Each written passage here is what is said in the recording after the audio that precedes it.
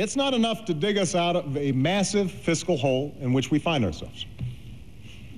It's a challenge that makes all others that much harder to solve, and one that's been subject to a lot of political posturing. So let me start the discussion of government spending by setting the record straight. At the beginning of the last decade, the year 2000, America had a budget surplus of over $200 billion.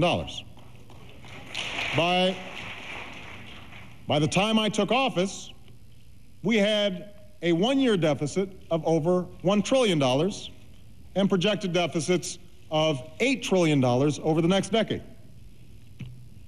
Most of this was the result of not paying for 2 wars, 2 tax cuts, and an expensive prescription drug program. On top of that, the effects of the recession put a $3 trillion hole in our budget.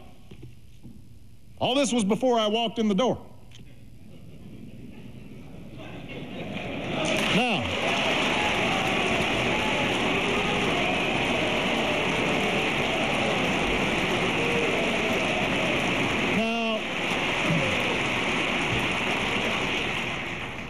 Just stating the facts. Now, if we had taken office in ordinary times, I would have liked nothing more than to start bringing down the deficit. But we took office amid a crisis, and our efforts to prevent a second depression have added another $1 trillion to our national debt. That, too, is a fact. I'm absolutely convinced that was the right thing to do. But families across the country are tightening their belts and making tough decisions. The federal government should do the same.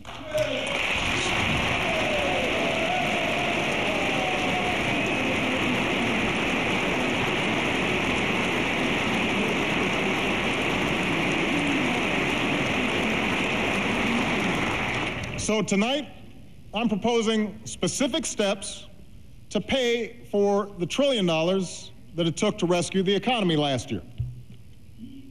Starting in 2011, we are prepared to freeze government spending for 3 years.